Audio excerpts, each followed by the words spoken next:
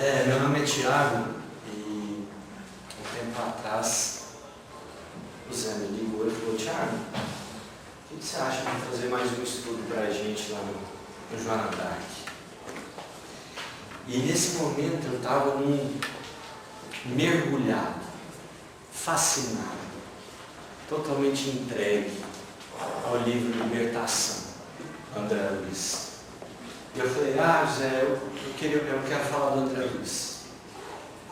E desde então eu começo a reler os livros dele, a estudar mais uma vez as mensagens de André Luiz. E eu falei: falar só das mensagens dele não é suficiente. Eu tenho que ir mais a fundo. Eu tenho que entender essa figura emblemática do Espiritismo e trazer, compartilhar com vocês o que ela representa, qual o papel de André Luiz. A gente sabe, a maioria de vocês deve conhecer as obras de André Luiz. E eu tenho a esperança de hoje acender uma luz no imaginário de vocês em relação ao que essas obras representam para o Espiritismo de maneira geral. Por isso que eu troquei o tema da palestra, eram as mensagens de André Luiz, mas eu quero falar do papel de André Luiz no cenário espírita. André Luiz, gente, antes de mais nada, eu queria agradecer aqui a colaboração humilde e gentil da Ana, que vai me ajudar a passar os slides. A gente teve um probleminha técnico, mas ela vai me ajudar. Obrigado, meu amor. Então, essa é uma questão que me chamou muita atenção, gente. Porque o certo é começar a estudar o Espiritismo por onde? Pelo Livro dos Espíritos. Aquela obra magna, vamos chamar assim, do Espiritismo.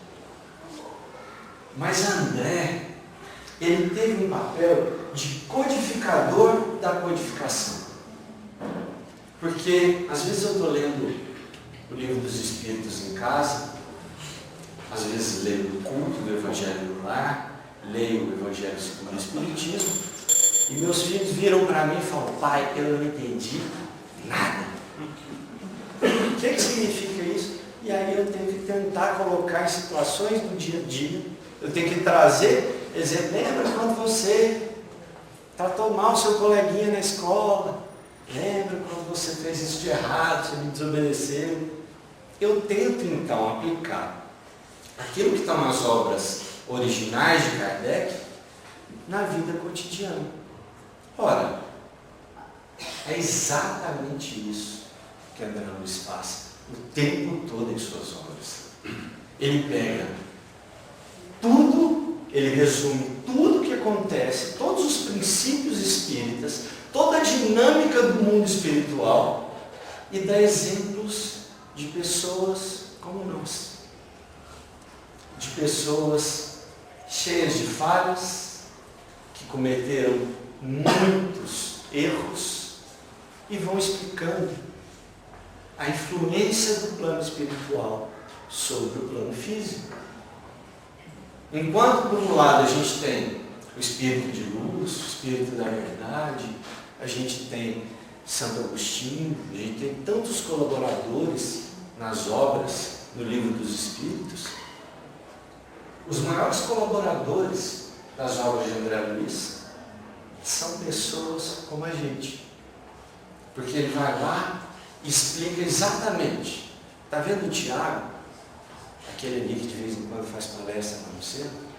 Quando ele pensa isso, ele atrai esse tipo de influência para a vida dele.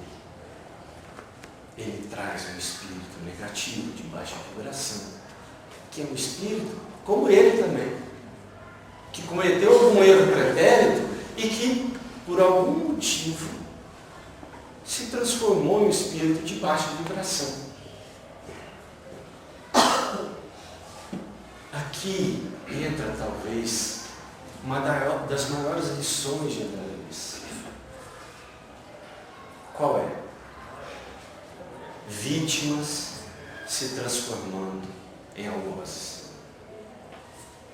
A maior armadilha para nós espíritas é exatamente essa.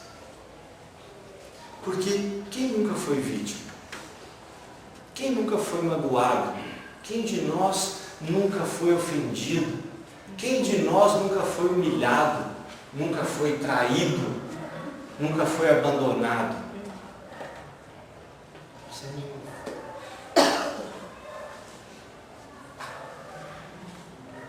E é aí que mora a grande armadilha. Você se sentir injustiçado é a porta para jogar lá no chão, ou abaixo dele, a sua vibração, e você se transformar num obsessor. Eu vou antecipar um exemplo que eu vou falar lá na frente, que é a história de Evelina, que é uma menina que fez uma oração refratária no livro Entre a Terra e o Céu, do André Luiz, que rezou para a mãe dela: mãe, por favor, me ajuda. A mãe dela havia desencarnado. Mal sabia a pobre Evelina que a mãe dela era a obsessora do lar. A mãe dela desencarnou, o pai, viúvo, casou com uma outra mulher. Essa outra mulher não aceitava o carinho do pai com os filhos, porque ela queria aquela figura masculina só para ela, não queria dividir com ninguém. E diante dessa falha moral, passou em alguns momentos pela cabeça dela, da esposa nova, encarnada ainda, a desencarnação dos filhos, que ela teve que cuidar, que não eram dela. Acontece que mal sabia ela que, compartilhando esses pensamentos, estava a antiga esposa desencarnada, que não largava o osso, que ainda se sentia a rainha daquele lar. E um belo dia, o caçula de 8 anos daquela família, eles foram à praia, ele entrou no mar, ela fez vista grossa, porque ela estava absorta em maus pensamentos, e o menino veio a desencarnar. E aquela mãe desencarnada virou uma obsessora tão cruel e tão ferrenha, e é compreensível, né? Não é compreensível? Essa é a beleza do Espiritismo. Ele te permite compreender os erros. Poxa, totalmente compreensível. Quem tem filhos vai entender. O que você desejaria para uma pessoa que, entre aspas, permitiu a desencarnação de um filho seu? Imagine essa situação. Imaginem vocês. Agora projetem isso, se coloquem no lugar. É difícil se transformar em obsessor? Não é difícil. É muito simples. É muito doloroso, a dor é muito grande. Como é que você pode aceitar isso? Como é que você pode aceitar uma criatura que deixou seu filho morrer? Então você vira um obsessor. Você não precisa ser um monstro para ser um espírito de baixa vibração, para se transformar paulatinamente em um espírito das trevas. De maneira nenhuma. Pessoas como nós se transformam em espíritos das trevas. Por motivos variados, muitos deles compreensíveis pela nossa experiência pessoal. Então André Luiz usa histórias como essa, é meio que ele fala: espera aí, gente, já que tem pouquíssimas pessoas que vão ler todas as perguntas do Livro dos Espíritos, estudar, aprofundar, refletir, discutir, deixa eu desenhar. Ele é como se fosse um desenhista do Espiritismo. Como se ele estivesse explicando para crianças. Ele pega o código e fala: eu vou deixar isso aqui mais claro. Parece que as pessoas não estão entendendo. Será que nós estamos entendendo isso? depois que você lê André Luiz, você entende que o que aconteceu foi mais ou menos o que Emmanuel escreve no prefácio desse mesmo livro, Libertação. Ele falou assim: André foi lá, viu, sentiu, observou, foi testemunha ocular de toda a dinâmica do plano espiritual e voltou, através de Chico, para contar para nós, crianças espirituais, muitas vezes distante da nossa máxima capacidade de estudo do Evangelho, de estudo da doutrina, e falou: eu vou contar para esses meninos, deixa eu pintar para eles, parece que eles não estão entendendo. Então é isso que ele faz, o tempo todo. Sabe aquelas perguntas do Livro dos Espíritos? Deixa eu transformar em história, porque talvez em história eles têm mais conexão, mais ou menos o que Jesus fazia com a questão das parábolas. Ele conta parábolas, ele transforma a doutrina em história, para que nós, ignorantes que somos, preguiçosos que somos, no objetivo de estudar, de trabalhar pelo Espiritismo, pelo próximo, possamos entender, possamos nos transformar. Eu tenho certeza que muita gente que está aqui hoje pensou: deixa eu ir lá no centro para a minha semana ser boa, para eu ficar mais leve, para eu passar a semana tranquilo. O que nos move é sempre um motivo centrado em nós mesmos, egoísta. Pouca gente chegou: não, eu vou no centro hoje para me incomodar, para sair da minha zona de conforto, porque Espiritismo é transformação. Se você não entendeu isso ainda, você precisa começar a ler de novo as obras de André Luiz. Se transforma. Essa é a mensagem principal. Você tem que buscar sair da sua zona de conforto. O que você fez essa semana, ou o que você fará essa semana, você sabe no seu íntimo que você não deve fazer, que vai contra a lei natural de Deus. Isso é sério.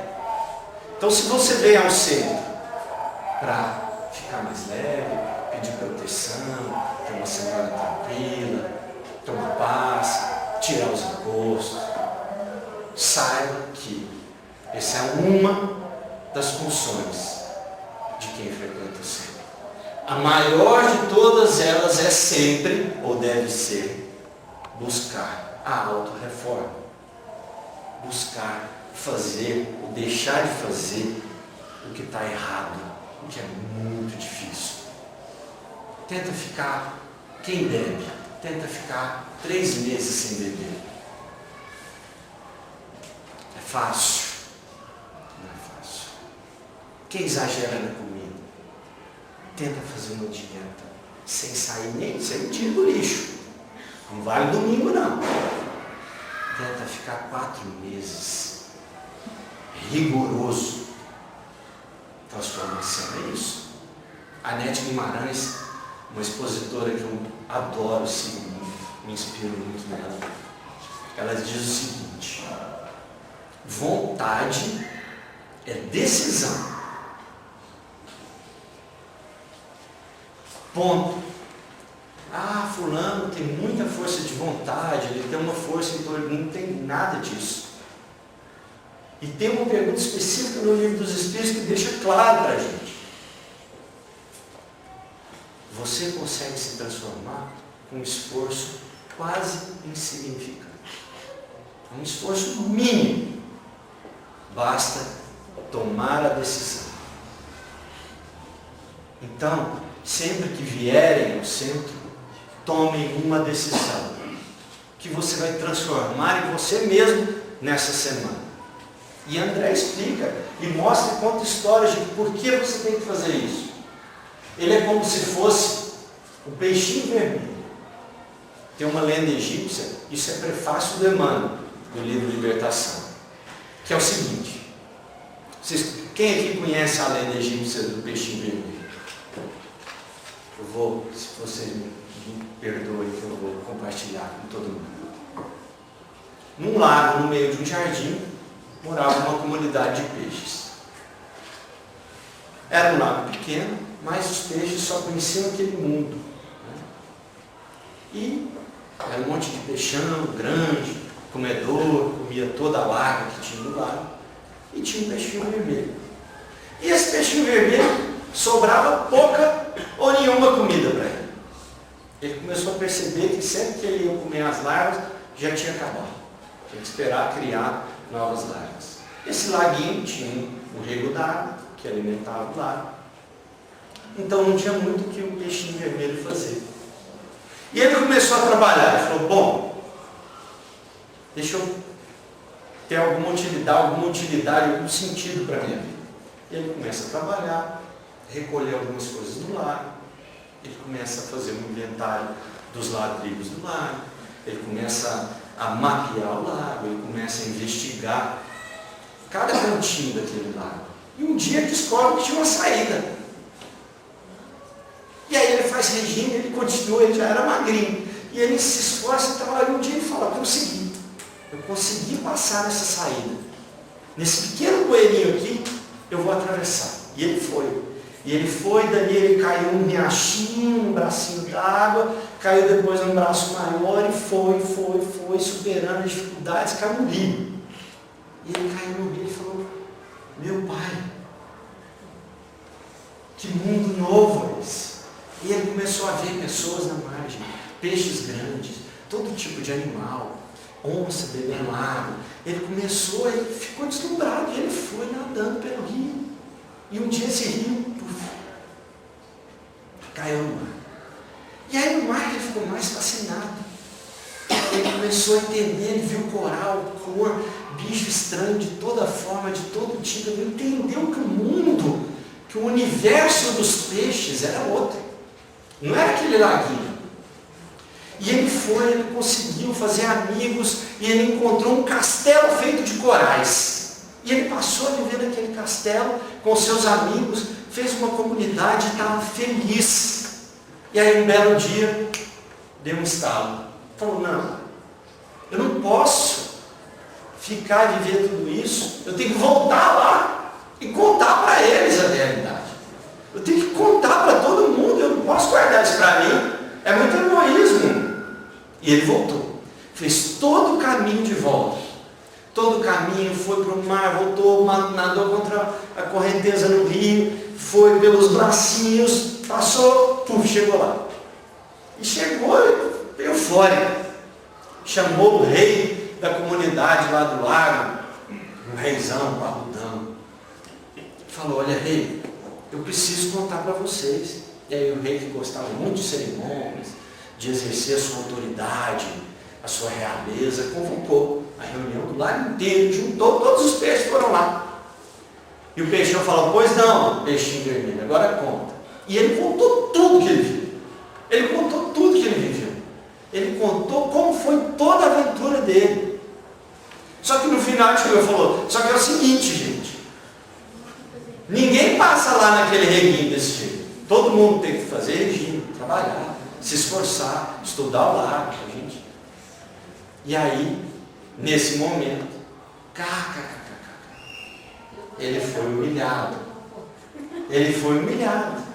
Né? Que história é essa? Isso não existe, você está louco. Você ficou louco, humilhado, execrado. Foi achincalhado de todas as maneiras. E aí ele desistiu e voltou para o castelo. Emmanuel fala que André Luiz é um peixinho vermelho. Porque ele vivia assim. Ele vivia num mundo que ele achava que era só um lago. Só que ele saiu e conheceu toda a dinâmica do plano espiritual. E voltou para contar para nós os peixes parrudos que sobraram no lago Lamacento. Cabe a nós decidir. O que nós vamos fazer? Nós vamos nos esforçar, trabalhar, emagrecer, estudar o lago e passar por esse reino, por esse mundo maravilhoso, ou nós vamos achincalhar a obra de André Luiz? Porque a obra de André Luiz, ela é como se fosse 1018 perguntas transformadas em histórias da vida real. Cada episódio narrado por André Luiz, e aí ele tem uma habilidade gigantesca, literariamente falando, de compor esse cenário, de fazer você imaginar os cenários. Imaginar. Ele tem essa super habilidade, a gente tem que aproveitar. Porque ele conta, ele explica exatamente qual é a ferramenta que o plano espiritual utiliza para atuar sobre o plano material. Talvez seja a ideia central de toda a obra dele. Eu vou falar sobre isso daqui a pouco. Qual é essa ferramenta? E ele, para isso, descreve em minúcias. Faz você visualizar mentalmente todos os ambientes, todas as situações, todos os personagens, todo tipo de obsessão. Eu quero dar um exemplo para vocês. Por favor, fechem os olhos. Vai ser rápido, eu prometo. Fechem os olhos e imaginem o que eu estou lendo nesse momento. Esse é o capítulo 4 do livro Libertação. E ele se chama Numa Cidade Estranha. Eu preciso que vocês fechem os olhos e imaginem. Após a travessia de várias regiões em descida, quer dizer, ele estava lá em nosso lar e foi descendo com os companheiros.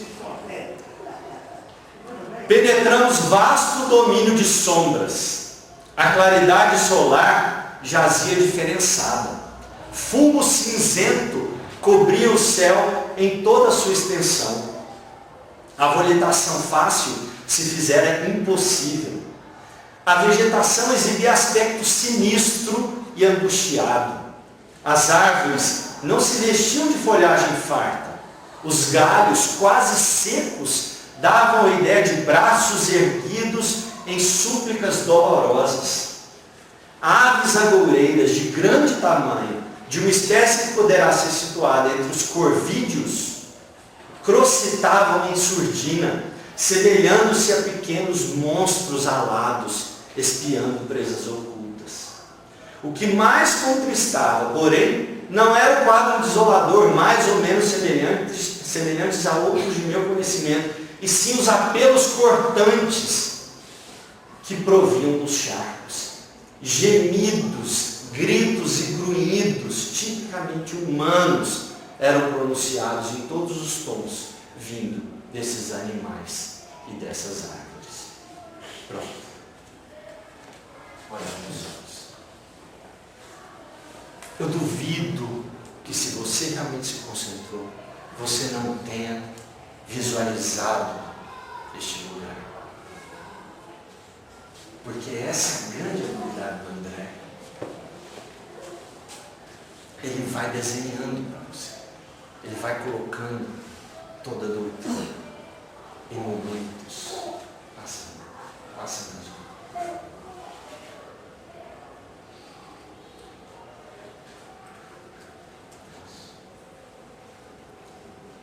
Nesse mesmo livro, em determinado momento, Eloy pergunta para Lúbio, porque aquele ali, não sei, quem já leu Libertação aqui, levanta a mão, por favor. Quem já leu Libertação vai lembrar o que acontecia ali naquela cidade muito estranha. Era um lugar do mal, das trevas, que tinha um comandante, um sacerdote do mal, que aplicava penas aos espíritos das trevas que chegavam ali. Estupradores, assassinos seriais, assaltantes, suicidas, trapaceiros. E uma das formas de castigo era transformar esses espíritos em animais. Alguns viravam sapos, outros viravam corvos, alguns eram transformados em árvores secas. Então esses grunhidos, esses gemidos, eram de espíritos. E aí, em determinado momento, Eloy, que era o companheiro de André Luiz, Hugo era o mestre deles nessa jornada, questiona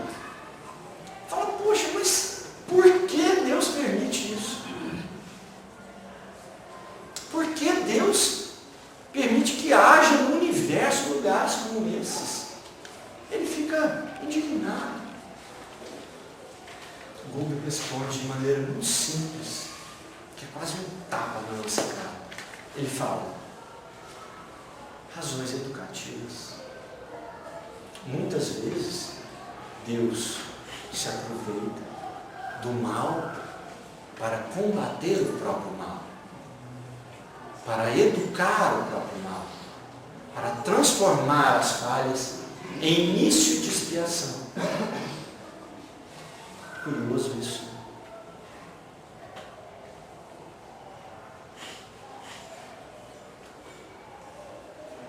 Por quê? Cabe a nós entender que a grande responsabilidade do que acontece é nossa. Cada um ali que sofre tem a sua responsabilidade. Logo antes da volta, logo antes, na palestra que eles assistiram, antes da jornada, tem uma outra questão muito interessante. Por que Deus não elimina o mal da terra? Um dos espíritos que estava assistindo a palestra pergunta: peraí, questão, me explica. Seria muito mais fácil. Pô, de repente, basta a vontade de Deus.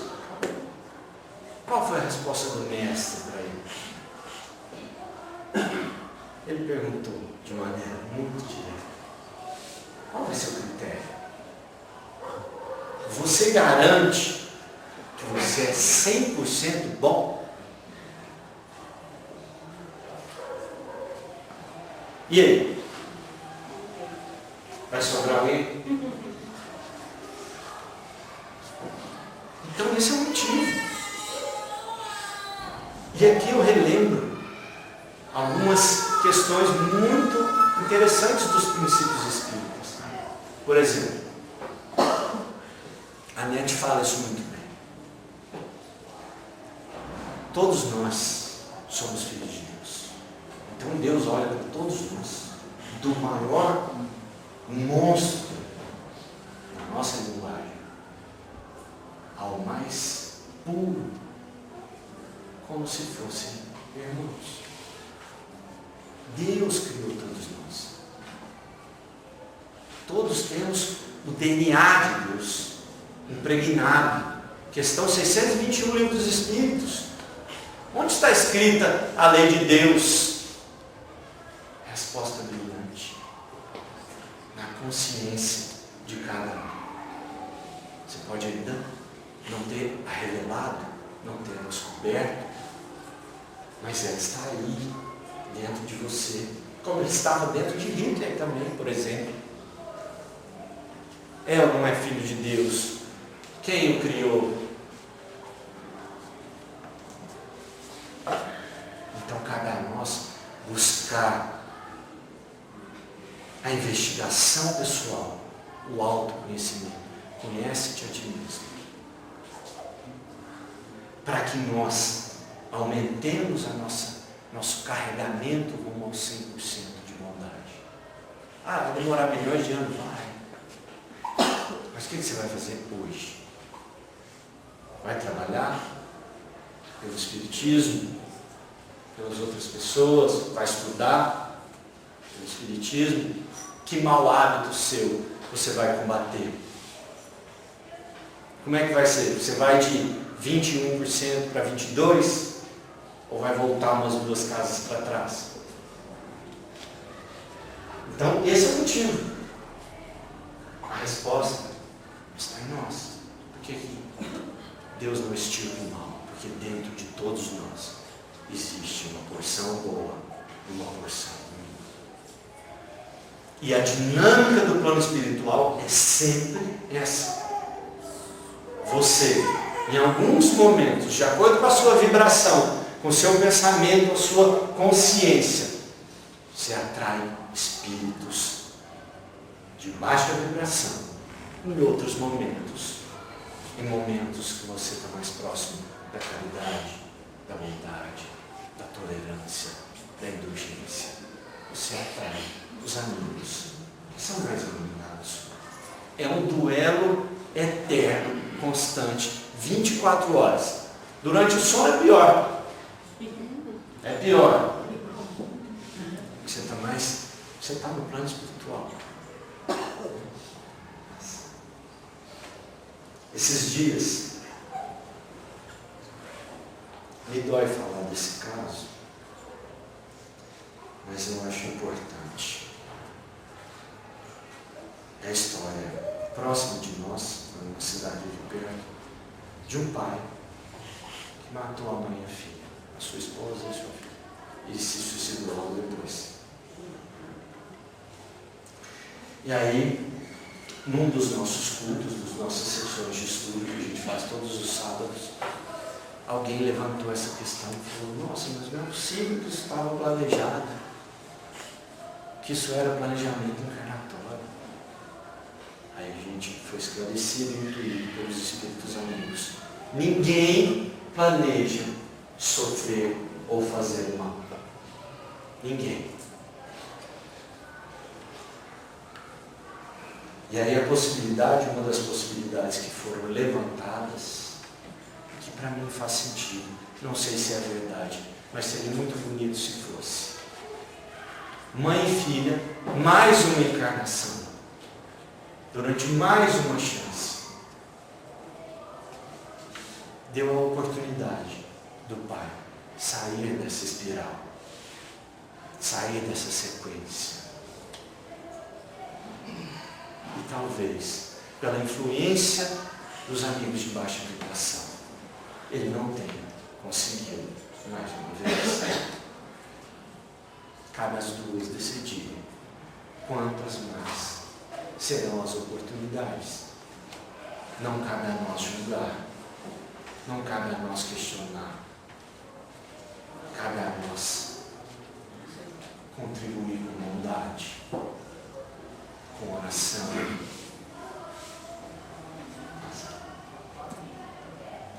E aí, a gente chega no ponto fundamental, a ideia central. Qual é a porta de entrada para a influência dos espíritos na nossa vida? E a resposta vem em uma única palavra: pensamento. E é o exercício mais difícil de todos os exercícios. Não existe reforma íntima, não existe transformação sem reeducação do pensamento. A vontade de beber começa aqui. A vontade de comer começa aqui. A vontade de fazer sexo de um jeito que vai além do aceitável, do razoável, começa aqui. A vontade de desviar oralmente para obter alguma vontade, começa aqui.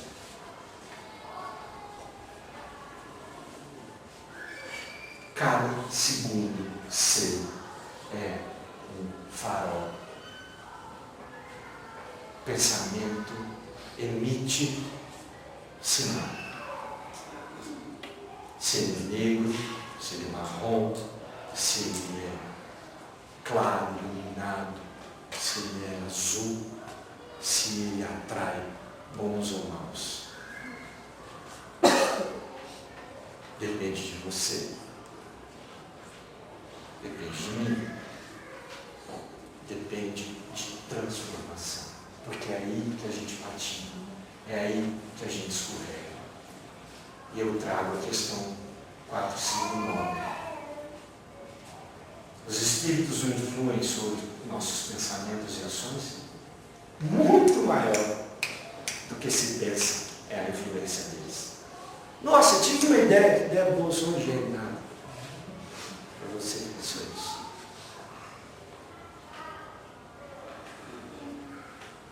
Nossa, eu recebi R$9 de troco.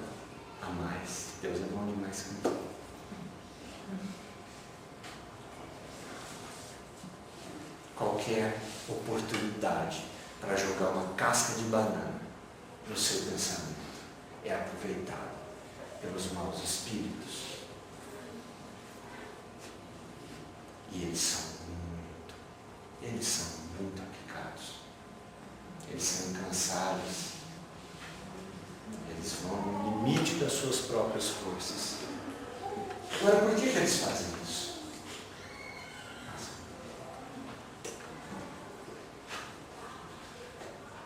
Não passa essa, próximo mais importante é esse.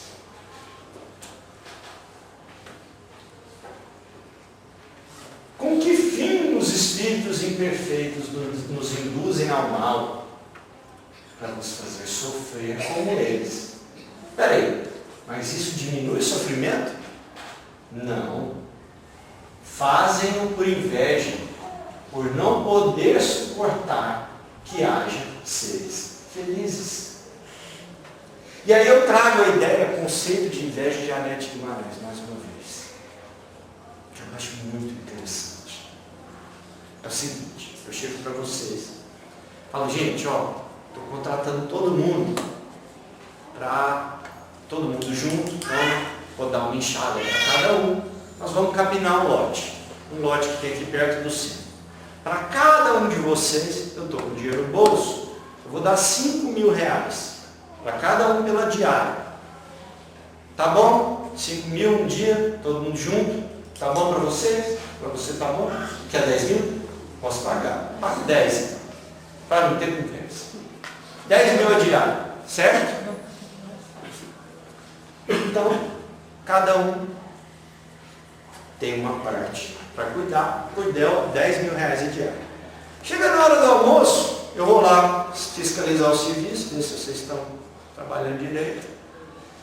Vejo que não vai dar tempo, eu preciso tudo resolvido num dia. Chamo mais 3 pessoas. Pago 10 mil reais para eles. Eles vão começar meio-dia, 1h. 10 mil reais. Nós começamos às 7 da manhã. 10 mil reais para eles.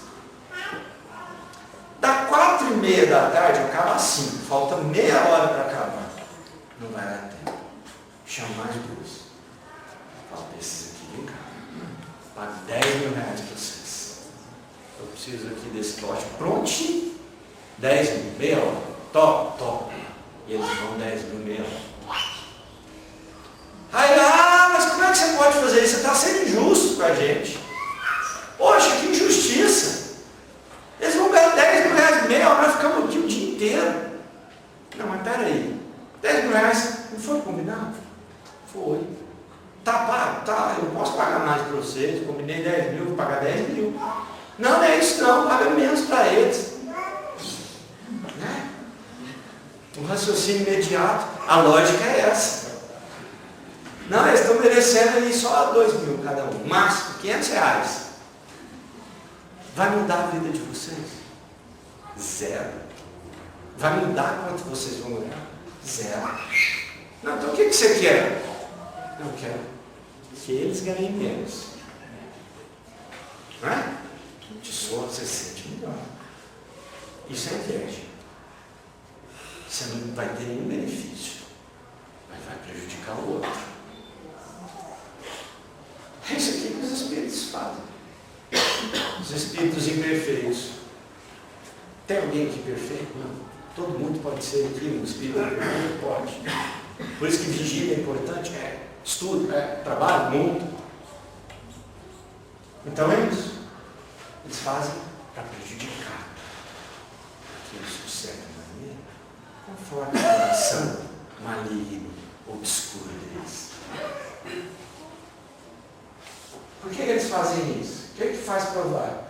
Não, cada vez que eles atrapalham mais alguém, eles se afastam um pouquinho mais da lei de Deus. Você tem um caminho muito claro, evoluir. Você mira o espírito perfeito, no nível crístico de evolução, e cada dia você procura dar um passo. Um dia que você dá 3 passos para trás, você está se afastando do objetivo. É isso que acontece com eles. Passa. Deixa eu ver. Então, essa questão ela explica esse movimento que é um imã o tempo todo. Cada um de nós reflete o tempo todo essa disputa de forças espirituais. Algumas boas, algumas ruins. Depende de você. Então ele diz o seguinte: os espíritos imperfeitos são os instrumentos destinados a experimentar a fé e a constância dos homens de bem. Ou seja, como é que você afasta eles? Eles vieram para te testar, para ver se você está convicto. Poxa, alguém te ofendeu, te xingou no trânsito, fechou. Vamos ver como é que você vai se comportar. Qual vai ser a sua reação? Porque é sempre essa a questão. O mundo está aí para te colocar à prova, para te espizinhar. Cabe a você se transformar numa rocha segura de Deus, segura de Cristo, segura dos princípios, do perdão. Não, meu irmão, tudo bem. Você está com pressa? Vai à frente. Eu te perdoo. É tão difícil. E eu quero agora, prometo que é a última vez, tá? Quero que vocês fechem os olhos. A última vez. Eu prometo que é a última vez. Eu prometo. Quero fazer um exercício muito simples. Eu quero que vocês lembrem, puxem pela memória, o maior verdugo da sua vida, o maior algoz, o maior vilão. Lembrem da pessoa que mais te machucou, que mais te magoou, que quebrou a sua alma, que te fez querer sumir. Pensem nessa pessoa. Lembrem dela, do que ela te fez passar. E agora, coloque o manto azul de Nossa Senhora sobre ela. O manto azul lindo, o azul mais lindo que você já viu na sua vida. Brilhante, uma luz azul que traz conforto. Você vê Nossa Senhora ao lado dessa pessoa, colocando carinhosamente, com toda a sua maternidade, um manto azul sobre o seu algoz, sobre o seu vilão, sobre aquele que te acabou. E aí que esse manto azul você enxerga ele de um outro jeito. Você enxerga ele como uma pessoa imperfeita como você. E você chega perto dessa pessoa. Você se ajoelha diante dela. Do fundo do coração, você diz: eu te perdoo. Difícil, né? Mas você tenta. Eu te perdoo. Você repete: eu te perdoo. Abra os olhos. Esse foi o exercício mais difícil que vocês fizeram na vida. Não foi aquela equação de física. Não foi a derivada. Esse é o exercício mais difícil. E esse é o único exercício que te leva à evolução. Eu perdoo. Não existe outro. Não existe outro. Somos todos, sem exceção, muito imperfeitos. Somos todos, sem exceção, passíveis de ser vilões de alguém. Todos nós. Todos nós. Alguém cometeu um erro com você. Alguém exagerou na dose. Como uma história. Como uma história que eu contei no começo da nossa conversa. Da pessoa que deixou a filha da outra desencarnar.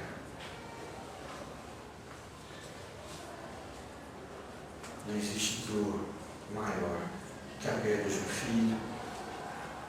No entanto, nós temos modelos, nós temos exemplos, nós temos Maria. Filhos já foram perdidos em muitas encarnações. Ninguém perdeu seu filho como Maria perdeu. Ninguém. Chicotado, maltratado, cuspido, humilhado, apedrejado, ensanguentado, carregando uma cruz. Ninguém passou o que Maria passou. Ninguém. Existem perdas de filhos, mas ninguém viveu o que Maria viveu. E nem por isso ela virou a voz daqueles que assassinaram seu filho. Senão ela seria a voz de todos nós. Muito pelo contrário. Maria viveu até o fim da sua vida, amparando, fazendo bem, recebendo quem ia à sua casa, porque sabia que ela era mãe de Jesus, acolhida como uma mãe, com toda a maternidade infinita que ela tem, com felicidade, até que um dia, em gratidão ao exemplo que ela tinha sido, de perdão, de bondade, o próprio Cristo veio recolher, veio buscar. Esse é o nível do modelo que nós temos a seguir. Esse é o nível do perdão que nós devemos buscar. Agora, pense no que essa pessoa te fez e no que fizeram com o filho de Maria. Não tem comparação. Nós temos modelo, nós temos um guia.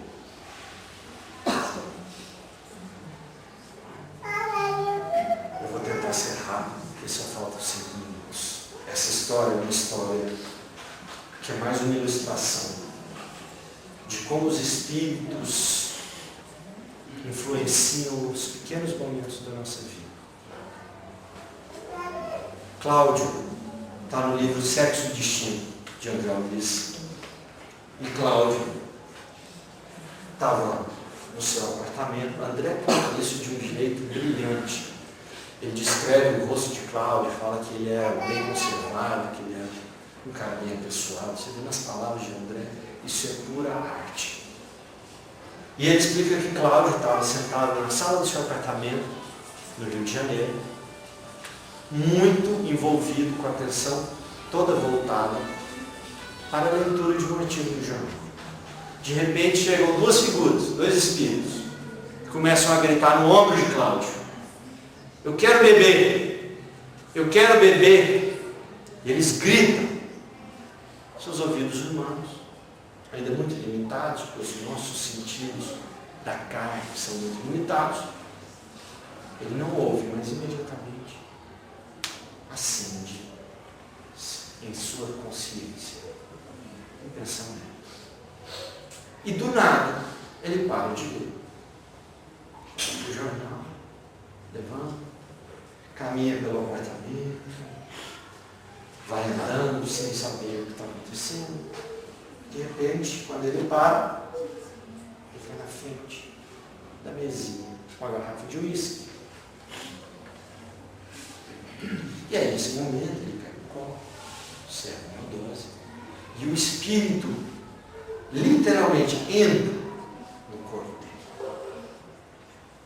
Mesma altura. André conta isso de um jeito interessante. Você vai imaginando a cena. O espírito entra e os dois juntos, o espírito segue o movimento de Cláudio, e os dois juntos dão bolada no uísque cowboy. E quando termina, os dois juntos fazem. O espírito sente o sabor. Esse é o nível de influência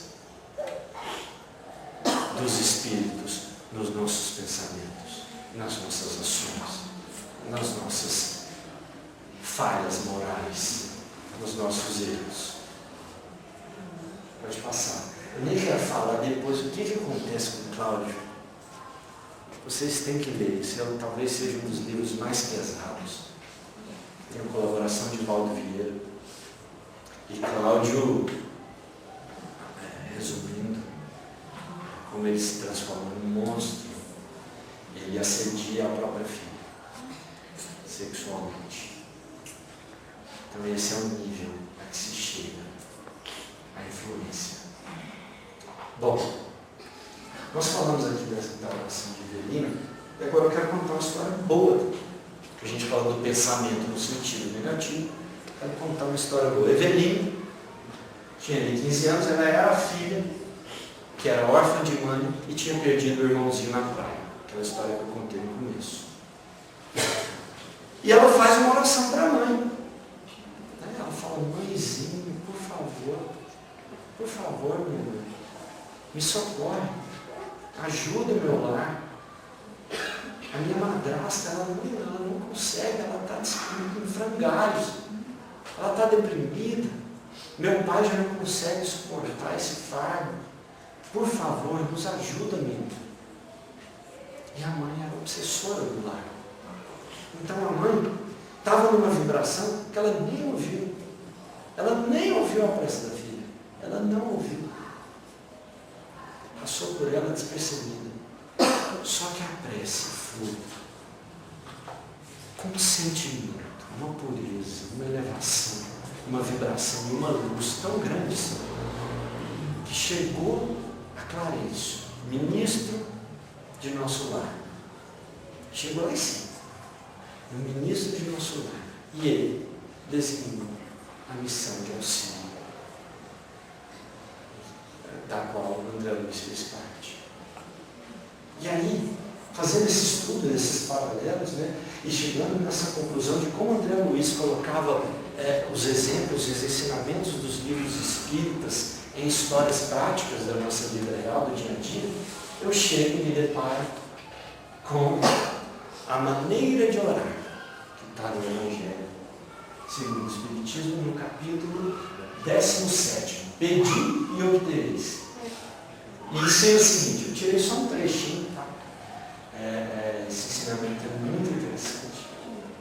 A oração deve subir humilde aos pés do Senhor, para lhe recomendar a vossa fraqueza, para lhe suplicar amparo, indulgência e misericórdia. Deve ser profunda, porquanto é a vossa alma que tem de elevar-se para o Criador, de transfigurar-se, como Jesus no Tabor, a fim de lá chegar nívea e radiosa de esperança e de amor. A vossa prece deve conter o pedido das graças de que necessitais, mas de que necessitais em realidade. Não adianta pedir um carro novo na oração. Não é assim que funciona. Então André, utilizando a história da pequena Evelina, ele mostra o jeito de orar. Não tem palavras lindas, não tem 15 minutos, é uma oração rápida, uma oração simples. Ela pede ajuda para o seu lar. Imediatamente, a mensagem chega a Clarencio. Imediatamente, uma equipe de espíritos chega para auxiliar. Esse é o poder do pensamento.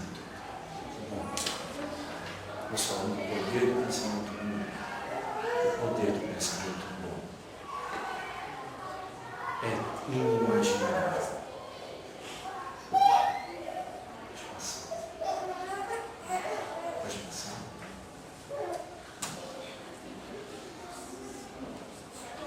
Dois pontos que eu quero que vocês saiam daqui com eles sedimentados na cabeça de vocês.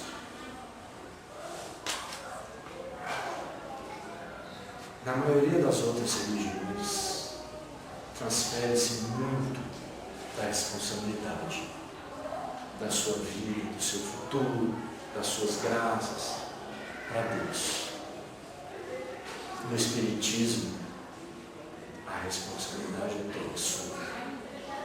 Isso é claro, isso é fato. Isso está nas obras de André, nos ensinamentos de Emmanuel, Joana. Está em todas as obras de Kardec. O único jeito de evoluir é se transformar.